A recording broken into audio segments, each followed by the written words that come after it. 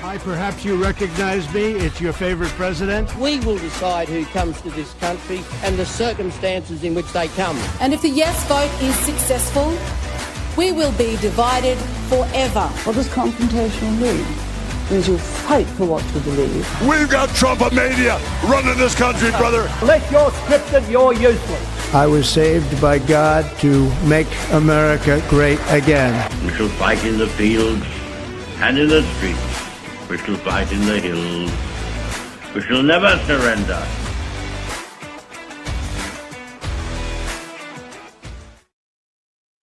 G'day everyone, welcome back to another episode of Commanding the Narrative. My name is Stephen Tripp. Thank you to everyone who is watching this. If you are watching this live, you can contribute to the chat today on Facebook, Rumble, or YouTube. And guess what? The link to StreamYard is also in that chat if you want to call in, ask a question, or maybe say hello or make a comment or something. We want to hear from you. It's always best when these episodes are interactive. We are diving into a new political party today, Jared Rennick's People First Party.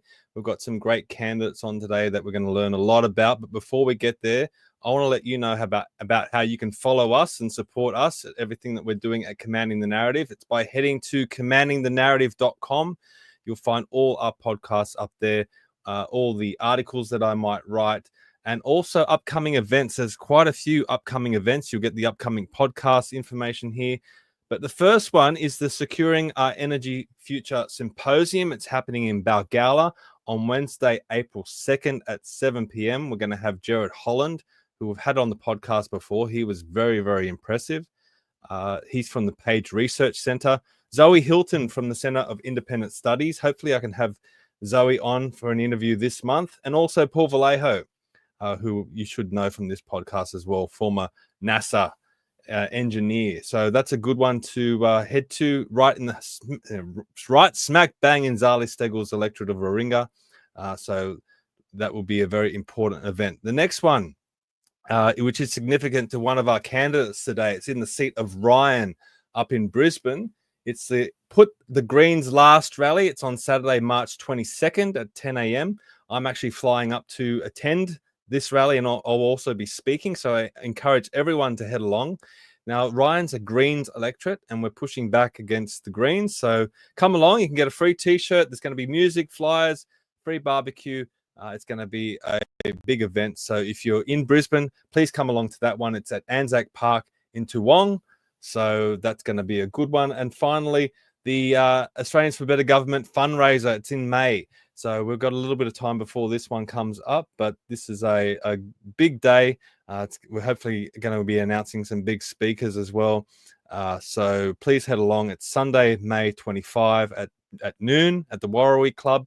And it's going to be a great day. A lot of raffles and entertainment. And as I said, some great speakers as well. And it helps support Australians for Better Government. Look, with a lot of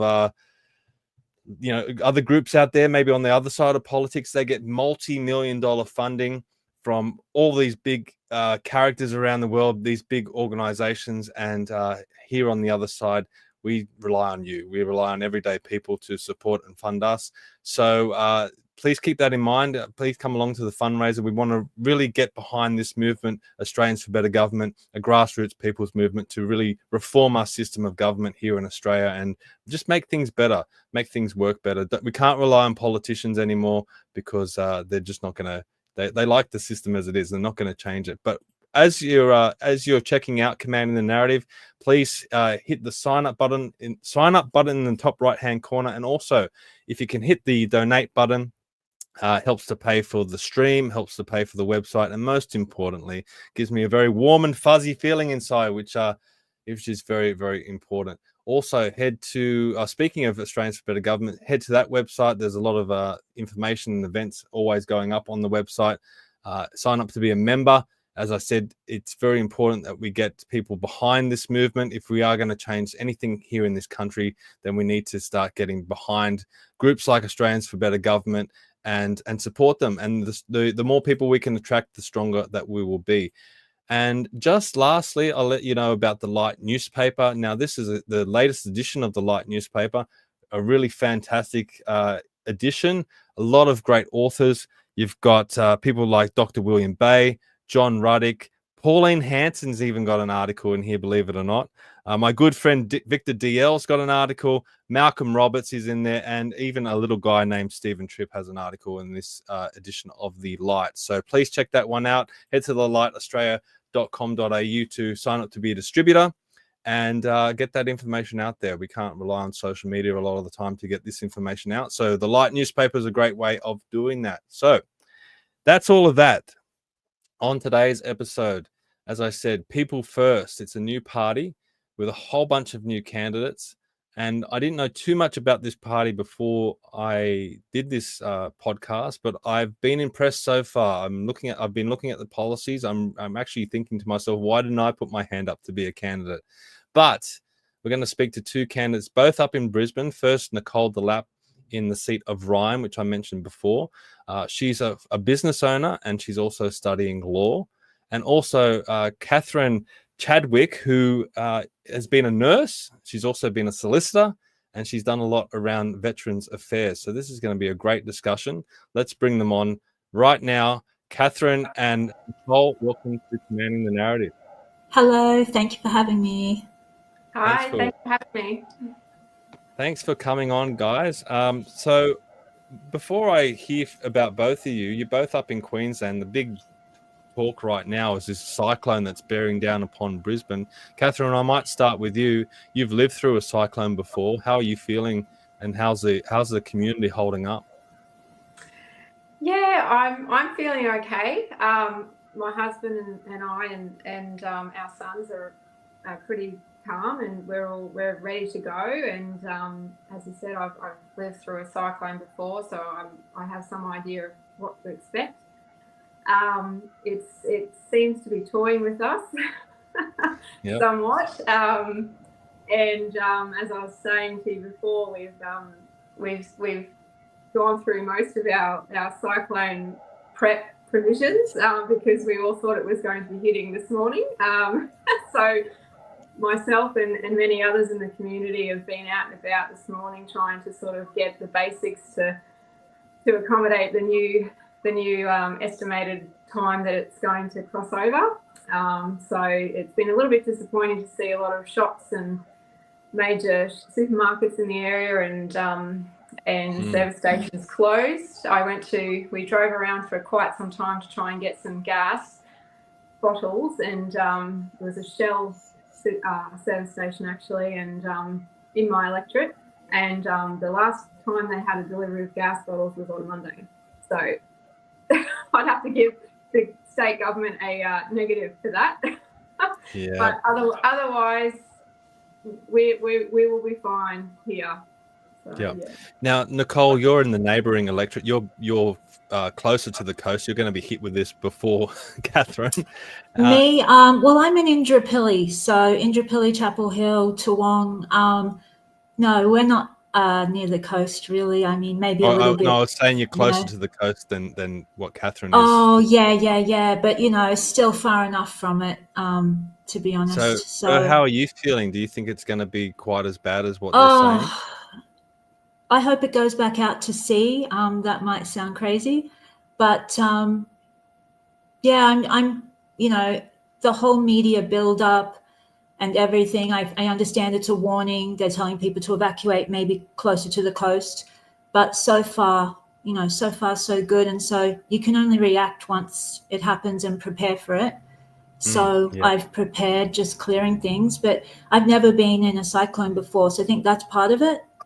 You're used to a bushfire here and there or a flood, but I've never had a cyclone coming. But in one place I lived, there was, maybe it was a category 2 as well.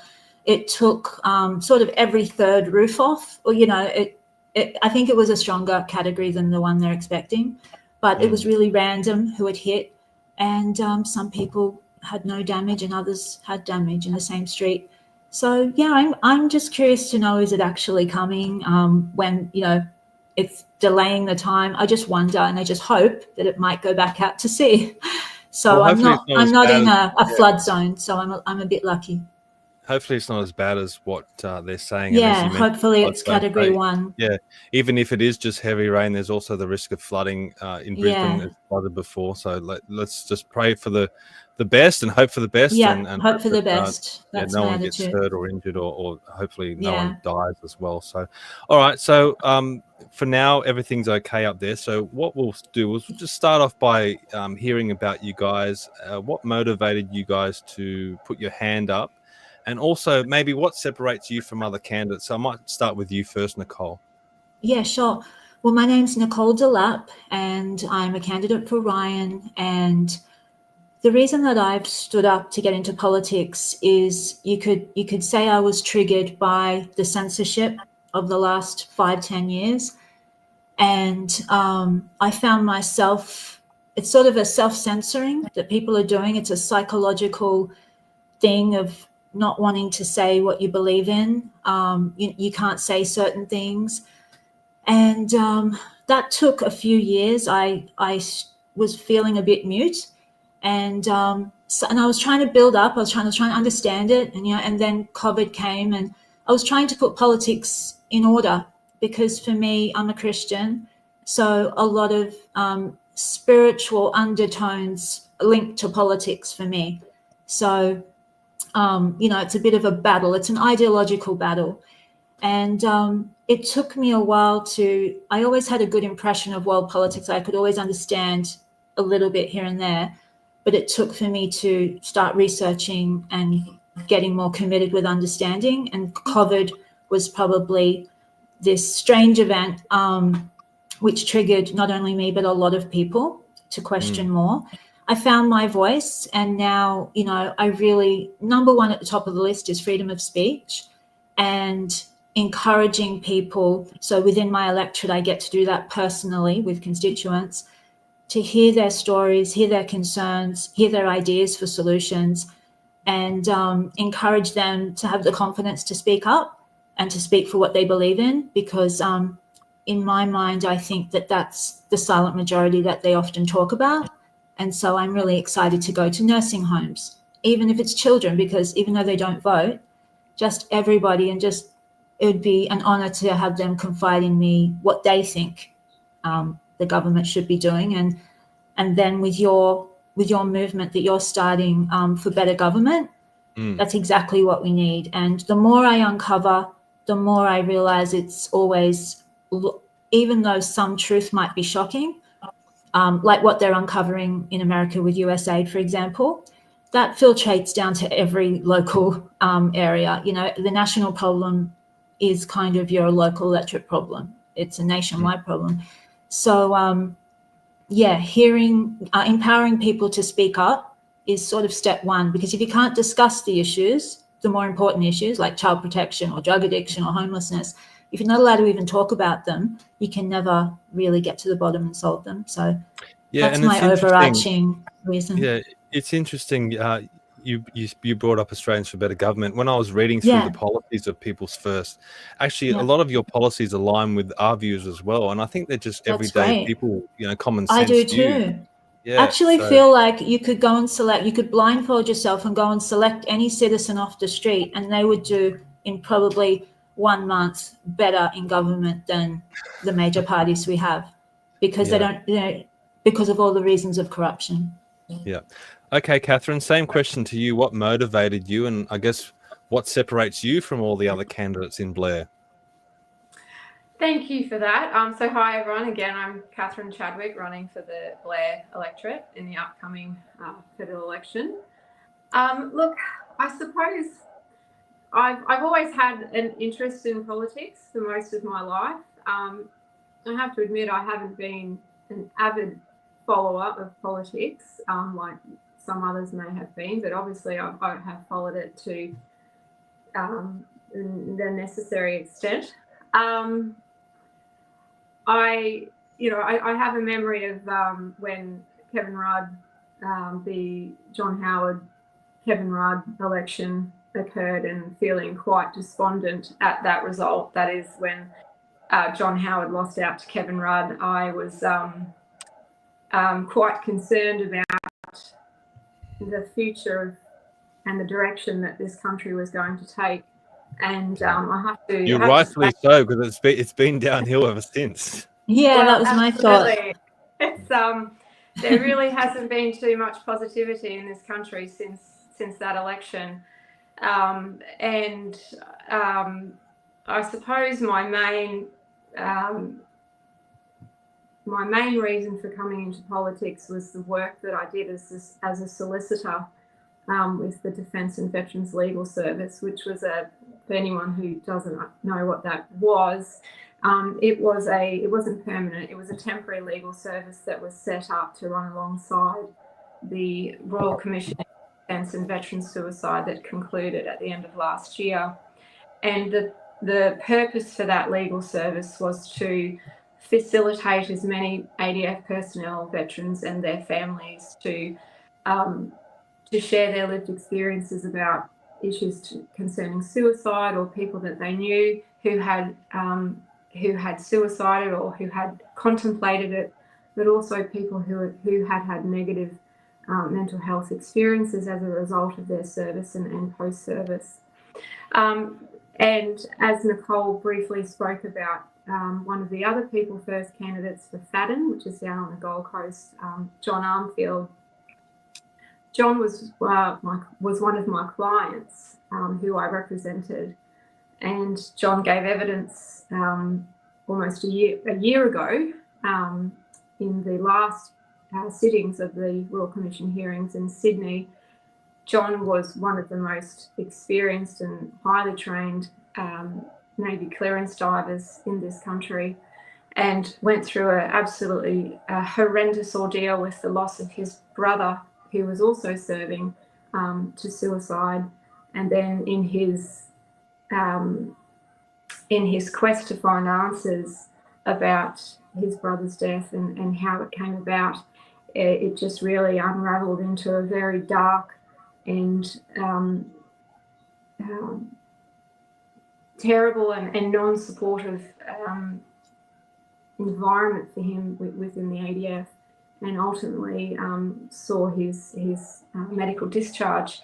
And that's one of the reasons why he's taken up into politics as well. So I've maintained a good relationship with John post the Royal Commission, and we spoke a lot about particularly veterans and ADF concerns within this country. So I suppose John in some way gave me the push that I needed to get into politics, but also I'm a wife, I'm a mum, I've got 2 young sons, I am a 4th generation Australian, and linking back to what I started off with, I'm very concerned with the way that this country has gone. Quite simply, Australia has lost its way. And I don't want to. I'm quite concerned about the future, not so much for myself, but for my children. And I had a great upbringing. I had a great life. My parents did as well.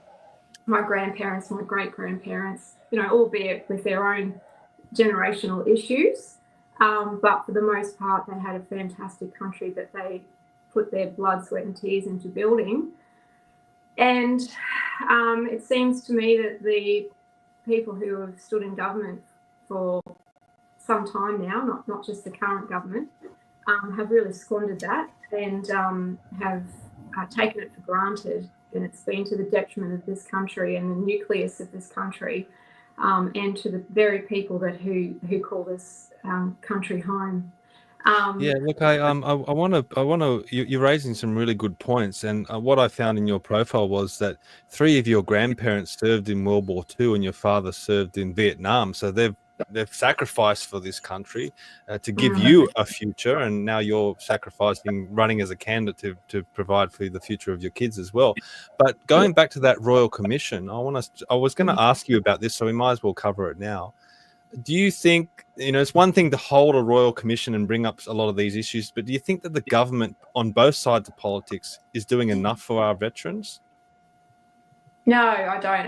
I don't at all. And I'm very disappointed. That's probably an understatement, actually, to say that about the government's on both sides response to this Royal Commission. This Royal Commission, we've had a lot in this country. And I would say that this Royal Commission that we've just had into defence and veteran suicide has probably been one of the most longest Royal Commissions in our history, and also one of the most expensive. And it's also really dealt with some really full-on personal traumatic issues. And I think that the Albanese government it came back with its responses to the recommendations from the Commission's final report. I was expecting that it would take some time for the government to come back with their responses, considering how many recommendations there were. So I think that it was just we better put a Band-Aid on this and say, we're going to we'll accept most of these recommendations and note a whole bunch of others and whatnot. Yeah. I haven't heard. Can I just ask as well? You mentioned like the cost of it. How much did the Royal Commission cost? I don't have that figure, but it was into the millions. I can imagine that money's probably better spent on helping veterans directly. Well, instead of holding all these, inquiries and Royal Commissions. Who receives that money? Who gets absolutely paid for that? And the Royal Commission, to its credit, the Royal Commission did a fabulous job. The 3 commissioners were fantastic, and having worked very closely with them, it was they truly were invested in getting to the bottom of this and getting some meaningful solutions here. But in their initial investigations before it really kicked off, they obviously did a lot of research into what had already occurred in this country with respect to investigating similar problems. And there had been something like 55 previous inquiries, Senate estimates, other internal investigations that have gone on, something like 315 approximately recommendations of a similar vein to what was the ultimate recommendations of this Royal Commission that had occurred before. So it wasn't a new thing. The problems that the Royal Commission unearthed, they were not new problems. The money that had been spent on this Royal Commission very, very easily could have just been injected straight into fixing the legislation, which is a dog's breakfast. And also the Department of Veterans Affairs, which I'd also suggest is a dog's breakfast. So it's and the fact that so many, like for example, when I did my work with Davos, there was a lot of stakeholder engagement involved in that role, and that meant going out into every corner of Queensland, trying to reach out to ADF personnel and veterans and their families, and trying to educate them about what we were there to do and encourage them to share their lived experiences. And it was really quite disheartening, not personally, but for them, to have them get quite combative and say, well, we've already shared our lived experiences. The government, and we're still sharing them. We're living them every day. The government knows. Every DVA knows. RSL knows what the problems are. We've already had to tell our stories so many times. Why should we have to do this again? Why should we have to go and dig up all of the trauma again, and in order to share our lived experiences for another inquiry when we are not confident that this is going to end in anything positive for us or our future veterans. Yeah. So it was very difficult to deal with that and stand there and say, oh, but you know, this is the end of the line. This is the highest inquiry that we have in this country, a Royal Commission. It's going to achieve something, and you know, it's over. And personally, for me, it feels as though all of the work that was done, all of those people who went through that reliving of their trauma, it's just been shelved. You don't hear anything about it. Yeah. This reminds me of the Royal Commission into child sexual abuse in institutions. When they uncovered everything, every story, and there was high-profile politicians, lawyers, and everyone named on that list. And what ended up happening was a 99-year suppression on those names when John Howard was in government.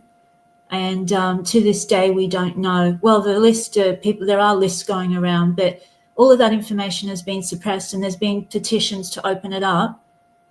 They give their reason that they don't want the traumatic stories to protect the victims. They don't want those to come out. So that's why they've suppressed a list of high-profile pedophiles. Yeah, look, this is this whole Veterans Affairs thing is a massive issue, and we could do a whole podcast on it alone, and maybe we will do that in the future, maybe because there's a lot of issues to cover today. So maybe that's the thing. They all go so deep, all of them. And that's why you can sort of give the audience ideas on where they can go and research more, or they can type in the Royal Commission to Veterans. Yeah. But the point I was trying to make is that the Royal Commissions aren't working. Everything is corrupted.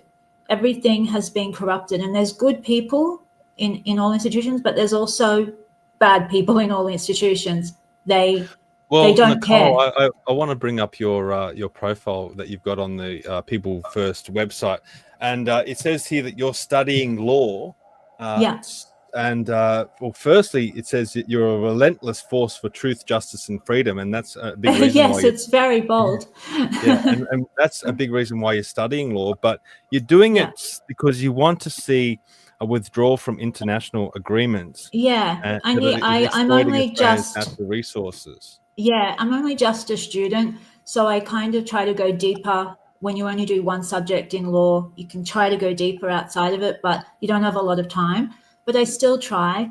So I need to understand completely all of the laws, going back to Kyoto and everything that led up to the Paris Agreement. But ultimately, if you summarize it, I believe, and another thing I stand strongly against, because freedom of speech is number one, because you have to be able to talk about things, but there's a whole list of things that are a problem. But one of the major problems is the socialist mentality that Australia has now become ingrained with, and the world has become ingrained with, on the left side of politics. And I would say, the centre, I would say the Liberal Party, they're not right wing. I don't believe Peter Dutton is actually right wing if he's going to stay in the Paris Agreement.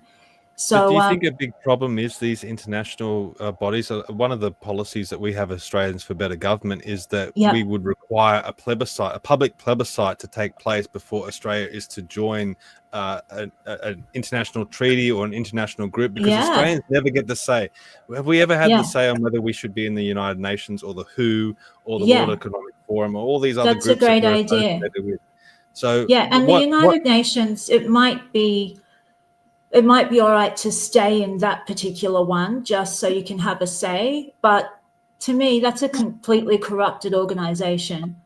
And all of these organizations, when you think about it, our government, everything, maybe it's just the ebb and flow of human government that it gets to a point where it becomes corrupted, and then we root out the weeds and we move forward, because it's never going to be perfect. But the Paris Agreement is a redistribution of wealth. It's Australia's wealth paying for, not only are we paying for our own climate infrastructure that is questionable And there's a lot of evidence to say that we don't even need to spend that much right now. We could transition slower with more, with the rural farmers and everyone having their say a lot more, and take it slow. It's not an emergency, is what I'm trying to say. But it's the redistribution of wealth. So we're paying for climate infrastructure in developing countries. And all of this sort of millions and millions and billions of dollars, I think, while you have people sleeping in tents, maybe you should look after your own country first. That's why, you know, nationalism is making a strong comeback, because we just went too far with globalism and we have to pull it back now and reassess. So it's really Australia 2.0 for me, I think. You know, we need to build the country, irrigate where we've got dry land in the regional areas, remote areas, using technology where you can grow things on dry soil. You know, we should look into that. Those technologies, there's so many honest things we could be doing, but I think a lot of it is, it's just all dishonest. So back to just a principle of honesty, which is truth. Yep. It will go a long way. So, Kathryn, you know, Nicole raised there a little bit about energy policy and you know, bringing in a lot of these, you know, outside energy sources. You know, renewables like wind and solar mainly come from China. 80% of it comes from China, whereas we've got so much coal, gas, and uranium here in Australia. We could, you know, be an energy superpower on our own. And I'm encouraged by seeing a lot of that in your energy policy, which I've got up on the screen. People First supports all types of energy, so that includes coal, nuclear, gas, and hydro. But People First will also abolish renewable subsidies, and it will drop net zero and leave the Paris Agreement. Why do you think that's important? Well, I think it's important because we need to be able to stand on our own 2 feet again, like we used to. I was interested and intrigued why Mr. Dutton, whilst he supports nuclear and coal and gas, why he would take the stance of not removing Australia from the Paris Agreement. And I spoke to a few people about that because it just seems to be redundant. Why support nuclear and gas and coal, but continue to stay in an arrangement where we're supposed to be meeting renewable targets, which on the side, nuclear energy has a very, very, very small carbon emission footprint whilst we're on the subject. But, and a lot of people that I spoke with, you know, opined that it's for international trade. It's and Mr. Dutton is proposing something that many other Western countries are doing. That is, they're continuing on with their own energy requirements. They're building nuclear. They're doing gas, coal, and they're staying in the Paris Agreement essentially because they don't want to disrupt their international trade that they have with a lot of the European nations where all of this hysteria has come from. And it's essentially giving lip service to the agreement. And that's fine, but that would be great if Mr. Dutton actually came out and said that, because I can't really see any other reason as to why he would stay in the Paris Agreement. And if we need to stay in the Paris Agreement for that purpose, well, so be it. But let's get rid of renewables, get rid of the renewable fallacy, get rid of renewable subsidies, because at the end of the day, it's doing nothing for our country as far as our energy requirements. All that it's doing is lining the pockets of international private companies. Start investing in nuclear, start investing in our coal, which is probably the cleanest coal on the planet, investing in gas, and start, you know, taking an ownership about the product that this country has and has the ability to utilise, and start building this country up again so that we can actually start manufacturing things, start building things the way that we used to do. And then we would be in a position to say, you know what, we're going to pull out of the Paris Agreement because we've got a product and it's generating wealth, it's generating a positive economy, it's generating jobs. And if you want some of it, well, then you're going to have to pay for it. When you've got countries such as China and India who have got no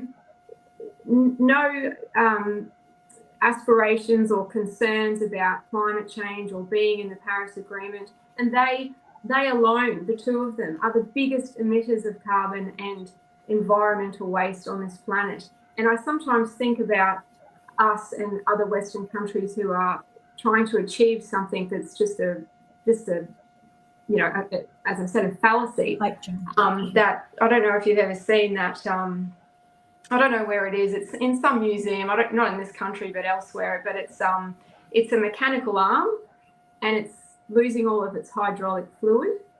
And the artwork is just the arm trying to pull back its hydraulic I can't even say the word now, fluid back in the machine so it can keep working. And sometimes I think about, you know, this climate change nonsense and this Paris Agreement nonsense is similar to that. We're just trying to do something, and we've got China and India above us just doing their own thing, creating all of the problems and all of the environmental issues. And here we all are, little countries, just desperately trying to claw at something that's just not achievable. So it's like just weakness. It's just weakness in the government not being able to say no. Sorry, no, not interested. It doesn't serve our nation, you know. And Nicole, you mentioned socialism before, but I've also seen you write about ecosocialism. What do you mean by well, ecosocialism is really the front, you know, that climate change was probably invented for. You know, some people, especially when you're younger, socialism is appealing to them. It's, you know, the idea of utopia and just you know, sharing wealth, and there's nobody's rich and you share it all. And so I think, you know, after the Cold War, socialism, communism all got a bad name. Well, there's people who for decades in the United Nations, well, people who got themselves involved in the United Nations and started the IPCC, the Intergovernmental Panel for Climate Change, that group of people, they came from the Club of Rome. They had all these beliefs on overpopulation, a lot of evidence of things they've written about sterilization, genetics, you know, all of this sort of crazy science that we still see happening. And maybe even you could like bring that forward to Fauci and vaccine and all the controversy around science, you know, just science being corrupted.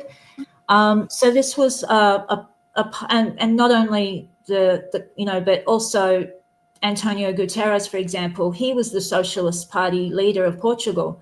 He led Portugal as a socialist president. And so, yeah, the eco part is just sort of the front for being able to push redistribution of wealth and all the other woke policies. We call them woke, but really, I don't know if you've ever heard of or listened to the work of James Lindsay. He goes into real detail about how woke is Marxism. It's just rebranded for a modern society. So that's another rabbit hole there. But the eco-socialism, you know, look at the Greens. To me, they're a socialist party. And I think true environmentalists need to come forward, need to split. For those who are true environmentalists, they should be able to notice the difference that you know, when you look at our temperatures that have been adjusted by the Bureau of Meteorology, that's not, you know, that's a fact. It's on their website. And so, you know, that's enough evidence to make this up for discussion. And when you look at the raw data, there is no warming, shockingly, at least not for the weather stations that have been studied. And but tell us a little bit about your electorate of Ryan, because that's currently held by a Green. Yeah, it is. That probably triggered me to run as well, because I wanted to get rid of them and I want to destroy them. So, but I don't, I know this sounds a little bit trivial, but how come with the Greens, like all their members and candidates, how come they've always got these hyphenated names? Like, because they think they're fancy, and they're all academics. Look, this is an academic area. This has got the University of Queensland. And that makes it great. That makes this area is great. For me to find the problems in this area, I need to talk to individuals and hear their stories, like the hospital let me down. I couldn't bring my daughter there. She had a mental illness, or just different stories of, maybe the legal system where corruption happened, or stories. But on the whole, the electorate is ideal. It's idealistic. It's they say affluent, but at the same time, everyone's down to earth and very well educated. But as you always find, the closer to a CBD and academic society, the more green it is. But tell me something. I live in Warringah, so that's gone teal. Yeah. It's always been liberal. It's gone teal, and all the electorates around me are the same. In Ryan, it was always liberal, and it's just gone green, which seems like the complete opposite of where it should be. How did this happen? To me, it's the academic influence, because when you've got the universities pushing Marxism generally, I mean, you can't. I went to I'm doing law now, but I was doing communication at the University of Queensland, and I'm a mature age student, and you just can't really say anything against the actual narrative. There's no debate anymore at uni. And media communication, it's a deeper subject than people realize, because media touches all of our lives all day, every day.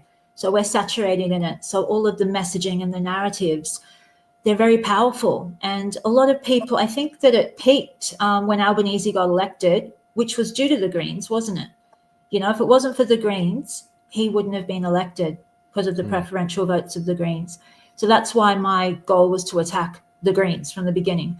But I think it's the academia, and maybe also nature-loving people, even though we're not in rural, we're not rural and farming, but you've got Brookfield, which is really equestrian, like horses. There's a lot of land. There's national park.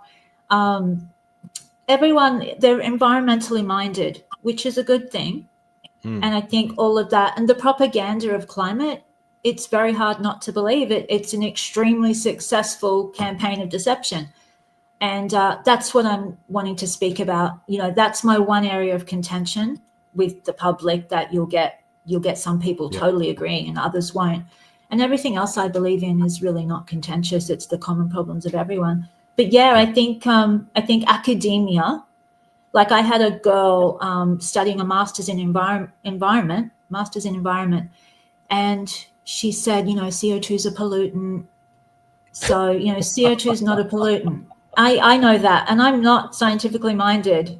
But members of parliament, and I understand that she means extra saying fumes and pollution, and I understand she might mean more. But you're doing a master's in environment, and you're telling me CO2 is a pollutant. Something's wrong with what you're learning. Sorry, what was your question there? No, I was just saying. I think it was Allegra Spender I'm pretty sure it was. She put in one of her policy statements that CO2 is a pollutant. It's like, what crazy planet are you living on where CO2 is suddenly a pollutant? Look, we can these issues, and that's the crux of the problem. That's that basic fact. And then the fact that the Bureau of Meteorology has adjusted temperatures. They adjusted temperatures from 1973 through to 2012. Every day from 1973 to 2012 has been adjusted. And that was done in 2018. And they said because of equipment change. And that has resulted in, on paper, a 23%, as looking as if it's warming by 23%, when there's really no warming. And they've done that right around the world as well. They've done that in America. We've talked to Tony Heller, who's this is an orchestrated, and this is hard for people to believe. This is why it's hard, to cut through that establishment, because everything is unbelievable. It is unbelievable. It's gotten to that point. And people don't have the time to investigate these things. But look, these are big issues that you guys are talking about, and they're podcasts in themselves. And I know there's a lot of really good policies. I know it seems like we're rushing through, but there's a lot of good policies on your website and that your party is standing for. So I want to talk about the next one, Kathryn. The public bank. Why do we need a public bank? Why does people first have this policy?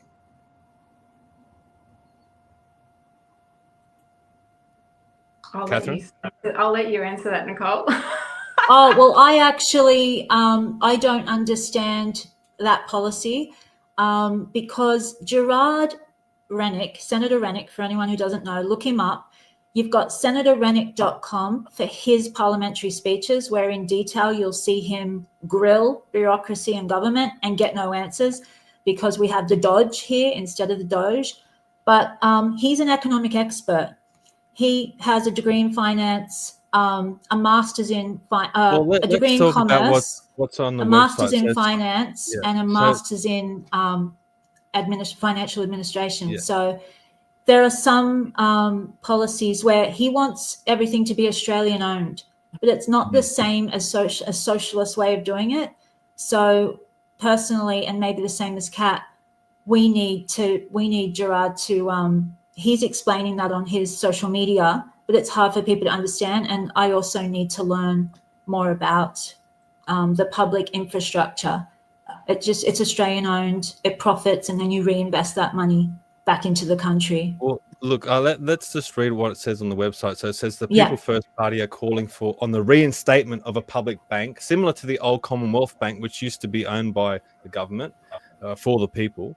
A public bank will ensure that bank branches stay open so people can access essential banking services. So this is a big, massive issue, especially in rural areas where banks are just closing branches and they just say, you need to do all your banking online. I worked in the bank. I used to work for the Commonwealth Bank, and I remember every second Thursday, elderly people would line up outside the Commonwealth Bank with their passports. They had these little booklets called passports. Oh, yeah.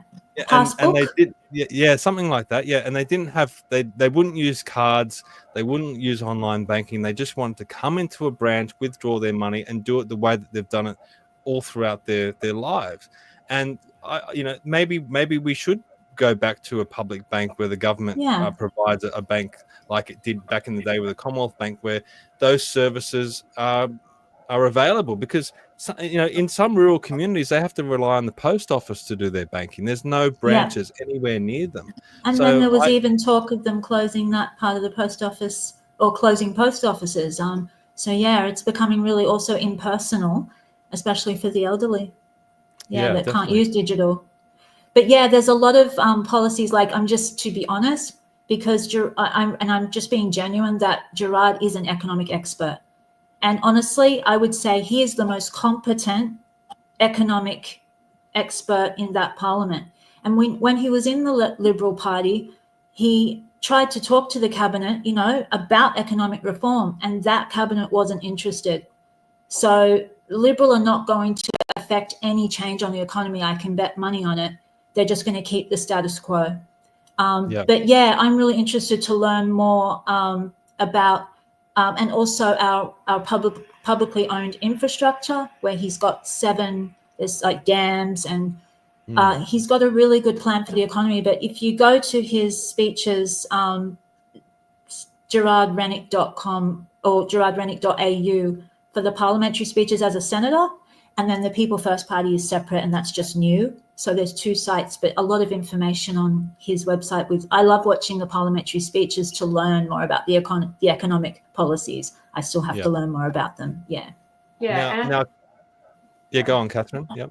Oh, I was just going to say, similar to what Nicole was saying, that Jared is this is his wheelhouse. All of this economics stuff, and I mean, I grew up in the 80s and the early 90s when a lot of these significant changes happened that I was unaware of because I was a child, I was a teenager, I didn't really know much about what was going on. So,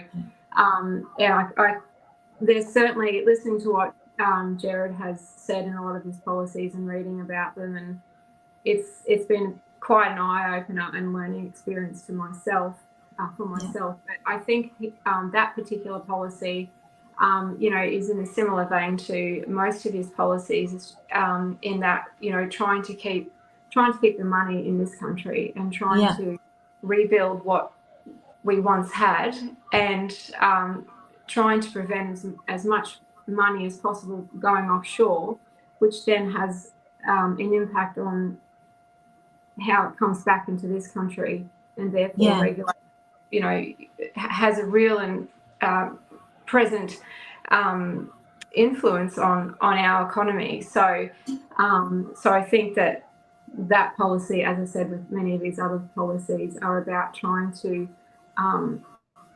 rebuild and stand on our own 2 feet. And it's not something, these policies that he has come up with and that he is invested in are not things that are going to obviously be able to be made overnight. You know, this country is in such a dire state. It's going to take years for us to recover from our economic crisis that we're in. But having policies like this where we can actually start going back to the grassroots of where this country came from in the first place and being able to rebuild it in the same similar circumstances, that's where we need to be focused on. And having policies similar to this, you know, that's one step towards doing that. And also the issue of the importance behind a policy, as well as the prevention of the as you said, the branches and whatnot closing down in the rural areas. I mean, it's akin to all of our small country hospitals and medical centres that are also shutting down. Our country is massive. We don't all live around the around the coastline of Australia. We have people who live many kilometres away from a coastline, and it's just strangling those communities. And you know, our farming industry is more or less dead. So doing things like shutting down banks, post offices, and hospitals is just going to absolutely kill our farming industry. It's the opposite. We should be building regional cities, building regional, and that build. And no, you know, a lot of people would consider moving further out somewhere if they could start a life, afford a home, build a community. Why not invest there? I mean, if we know this, why does the government not know this? And then the people in the cities are the ones with the votes who affect the people in the regions. And that it's just not, it's not fair. It's not working well. And we want to be an influence in Parliament, you know, another voice, and represent the people who, you know, not everyone can stand up and talk about things.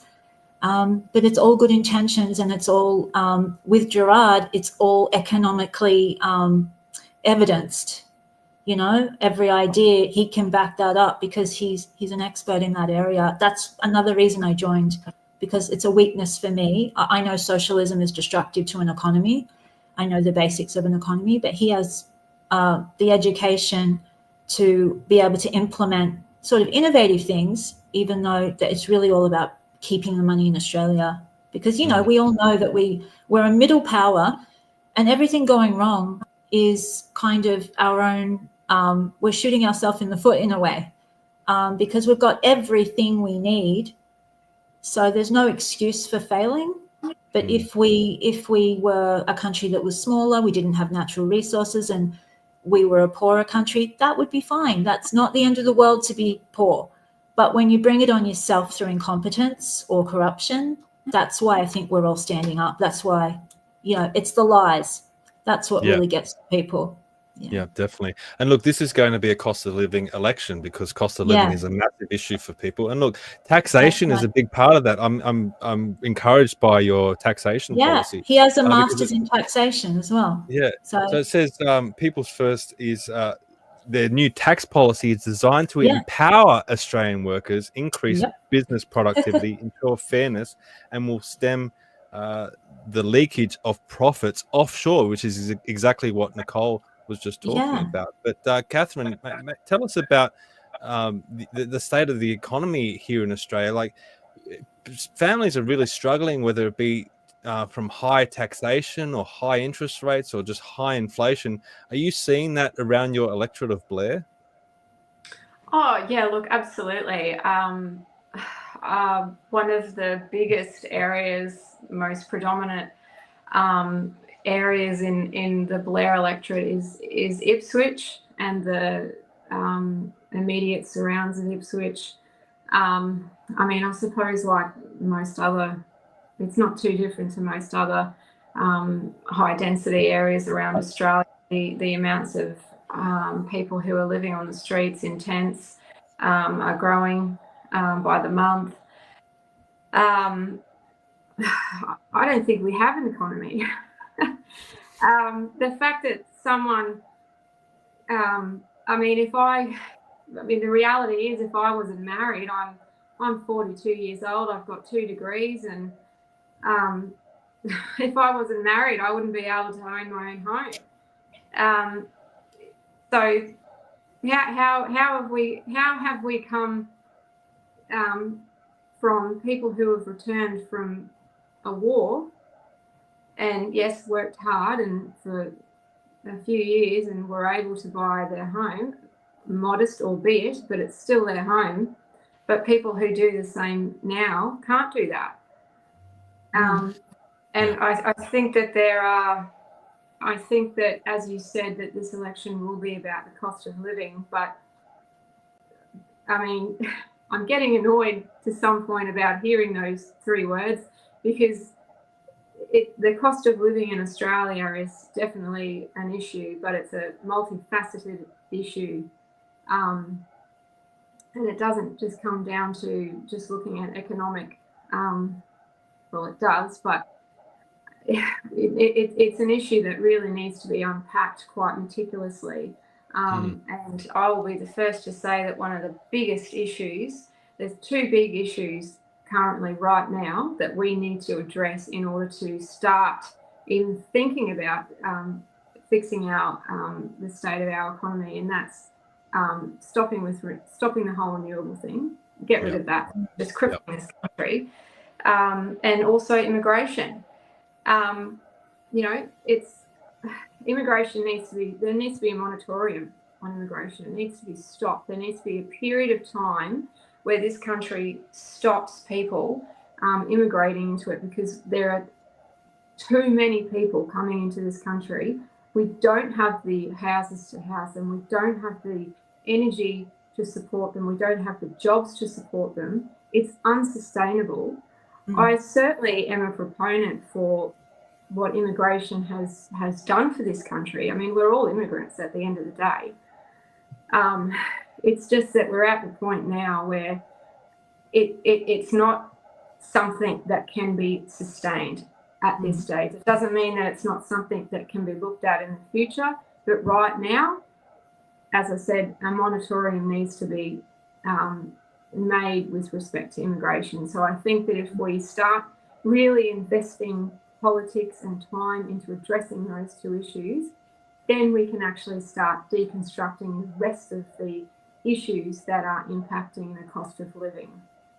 Yeah, look, it comes down to leadership, in my view. We need stronger leadership on these issues. And if you want to fix the economy, then you need to start making hard decisions, similar to what Donald Trump is doing in America. And here in Australia, we've got Anthony Albanese, who comes out and says, we're going to spend $8.5 billion on Medicare. And then Peter Dutton comes out and says, we're going to spend $9 billion on Medicare. And you're just sitting there thinking, well, how are we going to pay for it? We don't have the money. You know how they're paying for it? By printing the money. They just keep printing. Or borrowing it. But borrowing. And how can they not realize paying down the debt is what needs to be done? Because they're gutless. Because if the nation has to tighten its belt, they might lose votes, and they just keep paying you. They'll keep paying you for your vote, but they'll never deal with the actual problem, and it's going to explode. And here we are, But one of the things I read on the People First website is that Australia, and I didn't know this myself, Australia's gold reserves are held in the Bank of England. Now, Nicole, why are the leaders in this country allowing that to happen? Well, I don't know, but I know that something is going on, and it's called, it has a weird name, hyperthrapulation.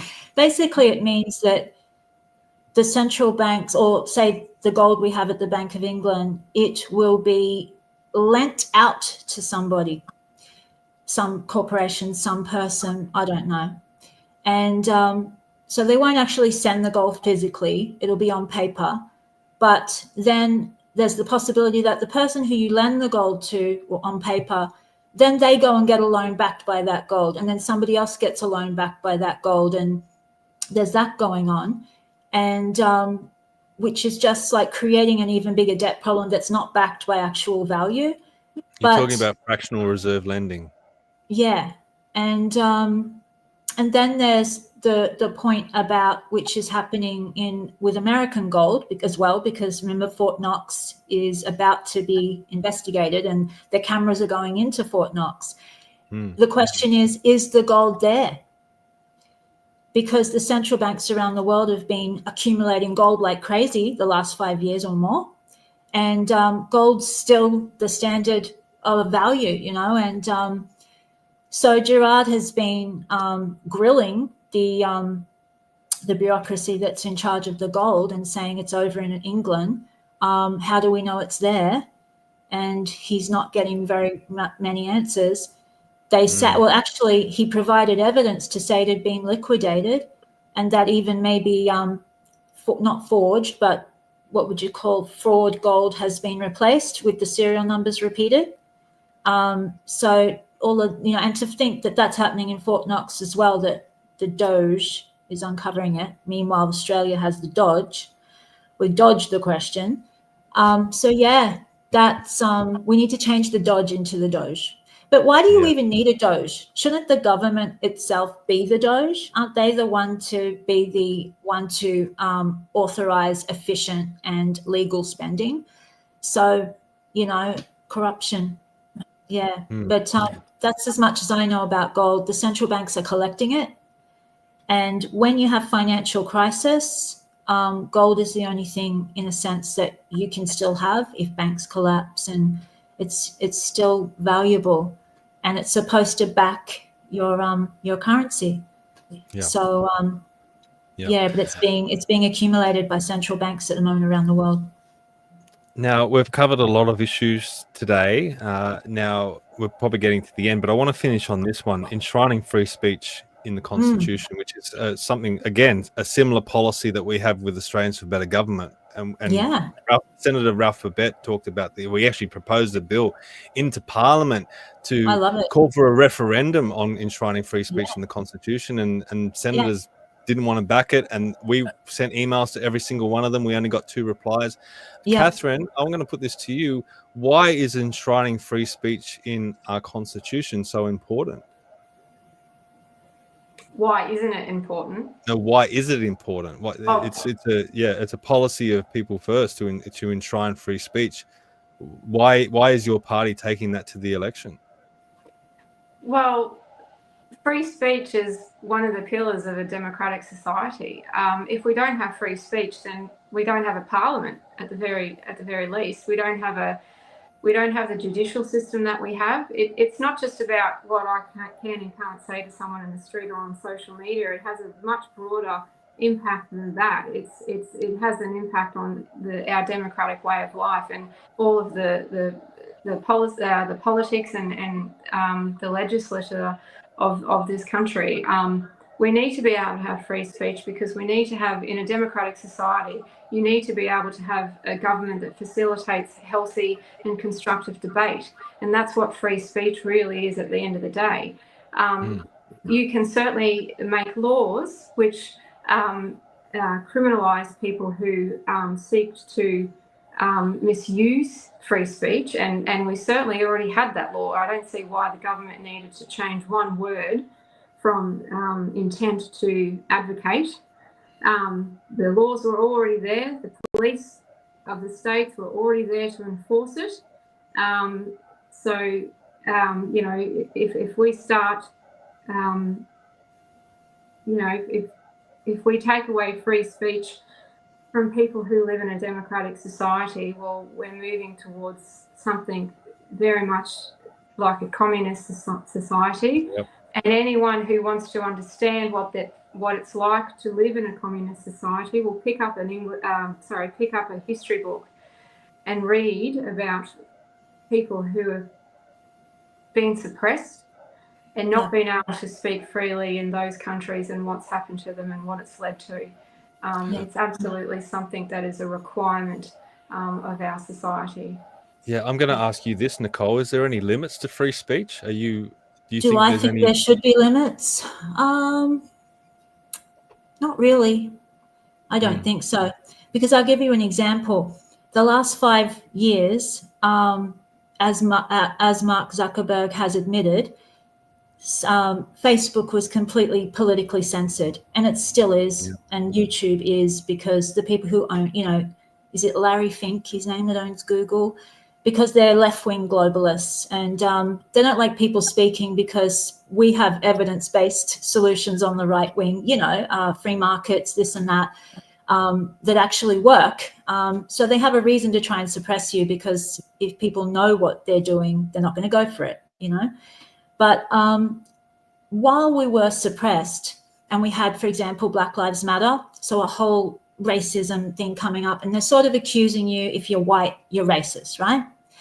And you start to feel like, well, I'm not racist, and I don't know anyone who's racist. There is no racism, right? But then once X came out, and I went on to X, I heard the racists. I heard pure racists, on a post of maybe a Pakistani politician in Australia, for example, and straight under her picture is all the disgusting things you could say about a person's race, right? True racists. And I felt sick. I feel sick when I actually hear a real racist comment. And that brought it home to me, there is racism. And I might have been naive, but I'm not racist, and I don't know anyone racist, and I'm not Black, so I haven't experienced racism. So that tells you the truth. And would you rather have that person sit and fester in a dark corner and build their hatred up silently, and they're still going to hate? You can't force people not to hate. You cannot outlaw hate. You can try as hard as you want, but all you're going to do is suppress people who are going to come back stronger out of anger. I'd rather know who they are, and I'd rather know they exist. And some things are disgusting, and you don't have to watch them or listen to them. But we can't suppress free speech. And I can't think of an example where we should, but I think we should have the common sense. Like, for example, if I was going to talk about the pedophile rings going around the world and the things they're doing to children, I'm not going to mention the details. I'm not going to say, hey, this is exactly what they're doing. Like, I'd love people to understand, but that's for them to go and look at. I'm not going to speak about it because it's unspeakable. So it's up to the individual to have common sense, not to say certain things. But overall, it outweighs to have free speech, because if we don't, we can never talk about issues, and then we can never solve them. So that's how I feel about that. I think the Constitution, the free speech in the Constitution, will be the happiest day of our lives, because that opens up. Free speech is at the top of everything else. No problem can be solved without it. No, I think that's you both gave very, very good answers on that, and I agree with you. I'm a little bit of a free speech absolutist, and I agree. If there's people out there with these horrible views, then I want to know who they are. I want them to come to the surface. Better to know who they are. Yeah. Yeah. Okay. Well, let's get close to finishing up.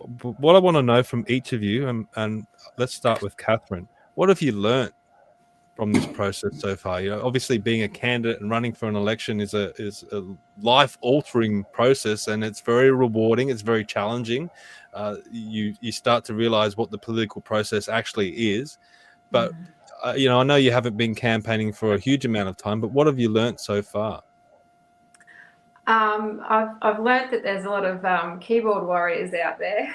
Some of the things that people post are quite hilarious, actually. And coming back to free speech, I'm happy for them to post it. It makes me laugh, actually. But I've got a pretty tough exterior, so a lot of it sort of washes over me. But look, I'm humbled to in the campaigning that I've done thus far in my electorate. I'm very humbled to actually hear from people who know who Jared is and who know about the party and have been avid followers of him more or less from when COVID was an issue. But obviously he was quite big on the issues surrounding COVID, and they have remained true followers of him since. But I'm also very humbled and in that there's actually a silent majority of people out there who very much support the policies of the party and the values and our mindset, and who are very distrustful of both major parties at this particular time. So I haven't had too much negativity from people in person. I've had a lot of positivity from that.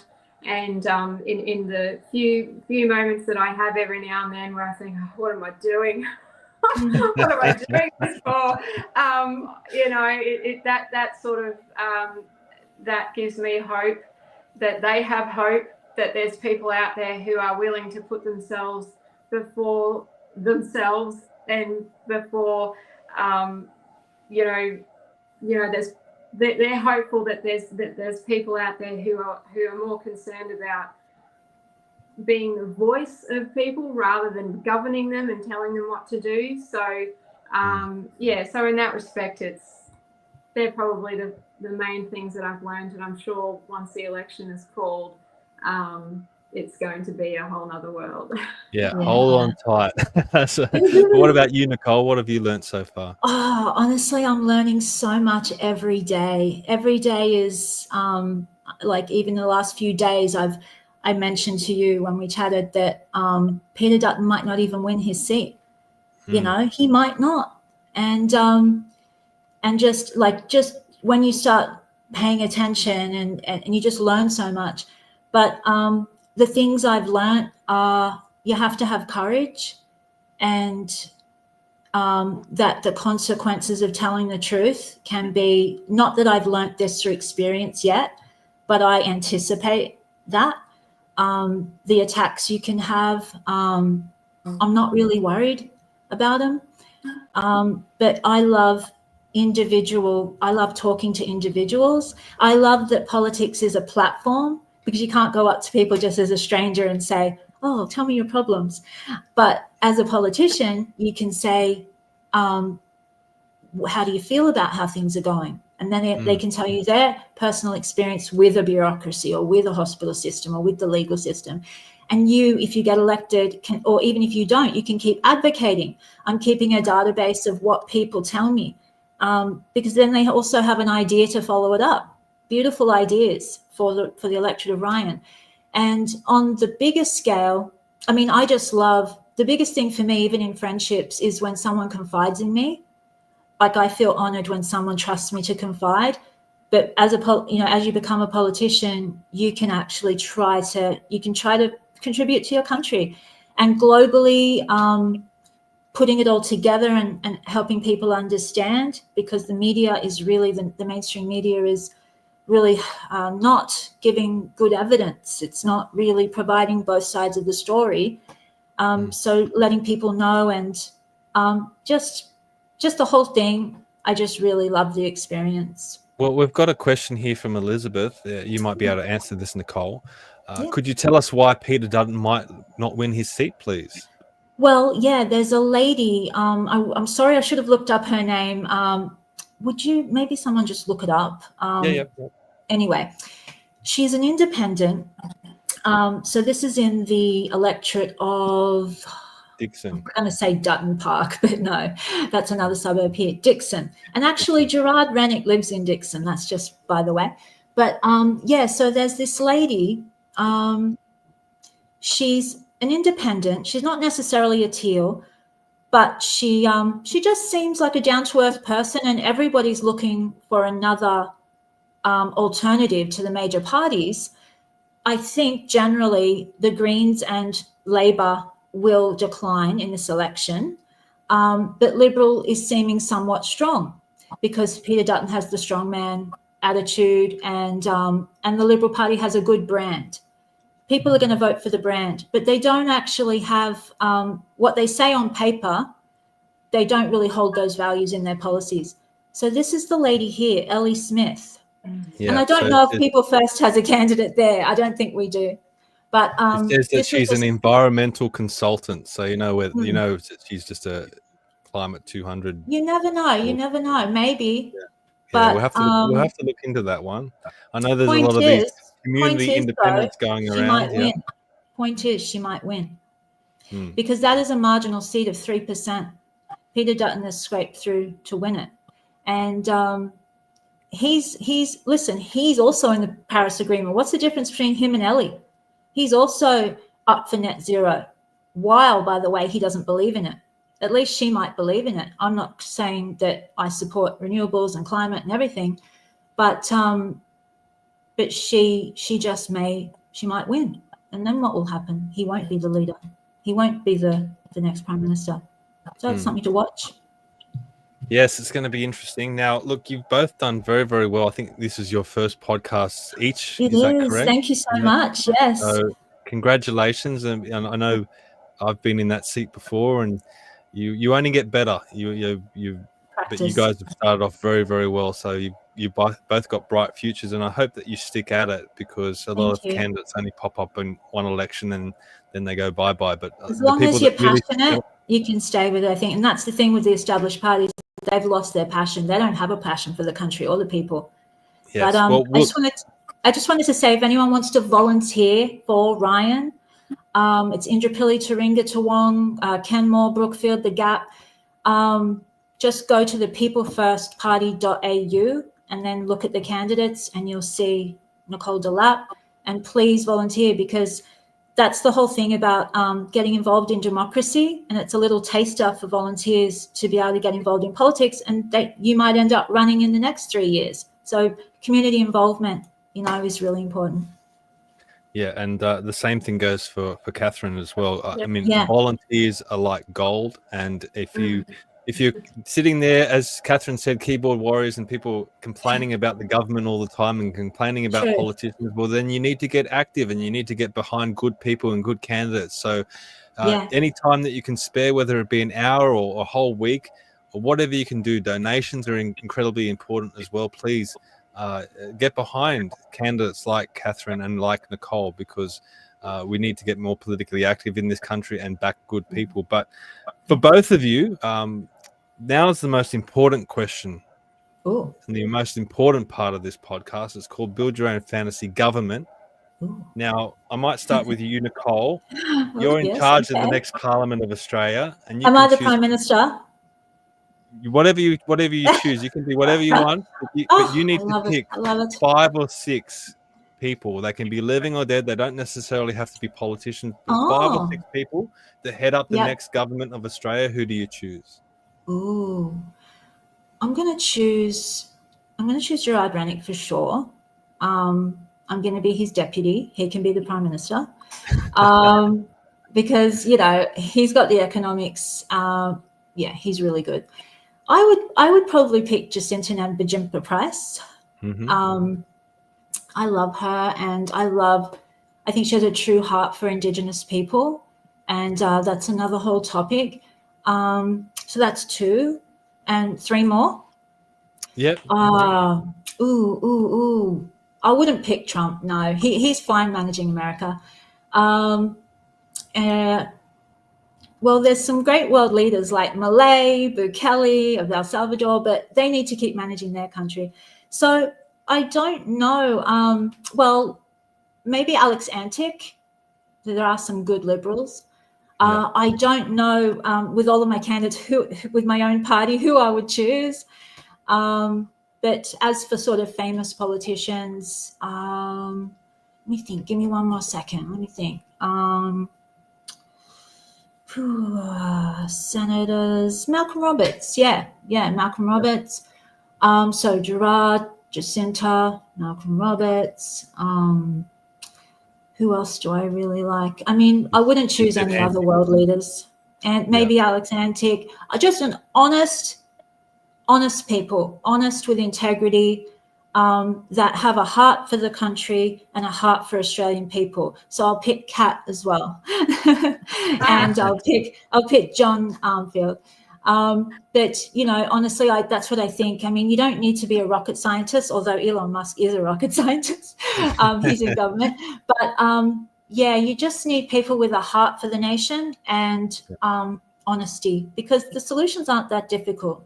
It's just dishonesty and corruption getting and blocking it, I think. Yeah, very good. All right, what about you, Kathryn? All right, well, fantasy. I can say the word. Living or dead. So this is going to be good. You didn't say specifically from Australia. No, it could be anyone. We've had all. This will be interesting. This will be interesting. Well, Jared, for his economics, is very astute in that. Similar to Nicole, I love Jacinta Price. She is one to watch. She is fantastic with respect to Aboriginal and Indigenous affairs. She's on the money with that. Maybe also Warren Mundine. I think he's brilliant. But I'd also go Morgan Freeman on the race card. He's not in, he doesn't play into it. He's just his own person, and I love that about him. And anyone who has the opportunity to Google him and some of the interviews he's given over the years about people questioning him about race and things like that, he shuts it down, and I think it's great. And I think we should all adopt the same mentality that he does, and we'd all get on with each other's lives and be a lot happier. But my two top people would be Winston Churchill and my fave, Margaret Thatcher. That would be some government. Well, very good. All right, so let's finish up. We've got some really good comments here from people. Julian says, Rennick is the only politician that has given me hope. Ron says, Rennick is the first politician I've ever liked and respected. And Ron also added, both excellent candidates, honest people. So that's a good. Thank you, Ron. A good positive there. And also Elizabeth says, are these ladies on social media? Please, I would be happy to like their pages. So maybe start with you, Nicole.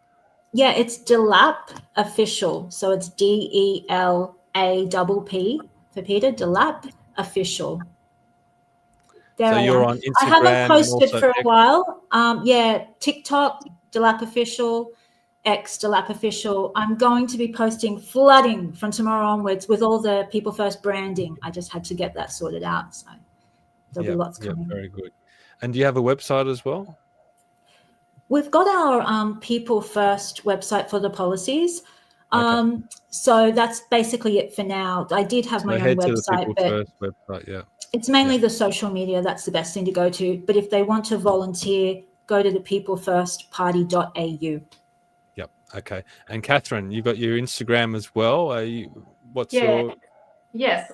So just Kathryn Chadwick for Blair. If you just type in Kathryn Chadwick on Instagram, I believe it pops up. So I haven't made it onto Facebook yet. I'm not really doing Facebook. Up there. I'm getting my son to try and teach me how to do TikTok, and I think I might just stay away from that. But yeah, Instagram is fine. Yeah, and obviously website too. I know people love following people on social media, but my advice to you guys from my experience is don't spend too much time on that. I spent way too much time trying to push social media. The best way to do it is get boots on the ground, get in front of people, build up your volunteers, and just let people see who you really are, and see how genuine you guys are, and and see your passion that you have for the country and the people, and you'll win votes that way. Don't get in front of people more than sitting behind the keyboard. And that's the mistake that I made, but and don't turn down podcasting opportunities as well. No way. No way. Even though there's Cyclone's coming. Lucky it's not happening now.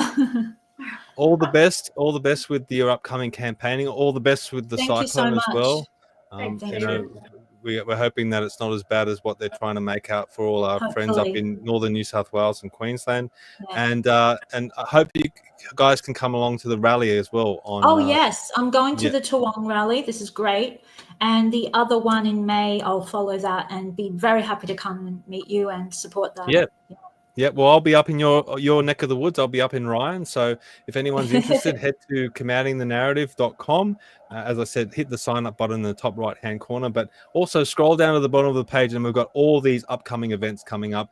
The rally that I just mentioned, the Put the Greens Last rally, you can find all the information there. And also, as Nicole mentioned, the Australians for Better Government fundraiser here in Sydney. So that's a lot of things coming up. The election is looming very, very soon, and then it's going to be all guns blazing until. And is there time for just one more comment?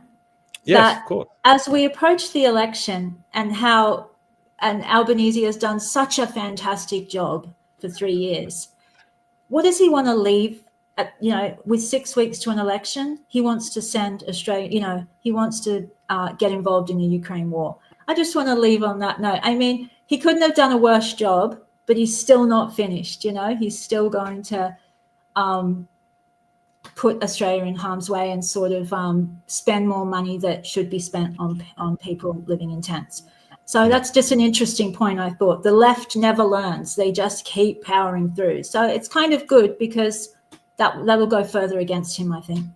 Yeah, definitely. But yeah, that was just my final comment. And Kathryn, I suppose I should give you a final comment as well. Do you want to finish up with anything? Well, at the election, just, the best thing to do is when you're voting is vote for your independents first and the major parties last, and Greens most definitely very, very extra last. Yes, that's a very important point. Okay, everyone. Thank you, Kathryn. Thank you, Nicole. You've been tremendous today. Hopefully we can get you on even after the election. We can have you guys on to talk about. I'd love to talk about the Veterans Affairs stuff with you, Kathryn. I think that's a whole podcast in itself. And obviously, Nicole, we can have you back at some point as well, hopefully. Awesome. But for now, thank you, everyone, for watching, and we'll see you all next time. Thank you. Bye.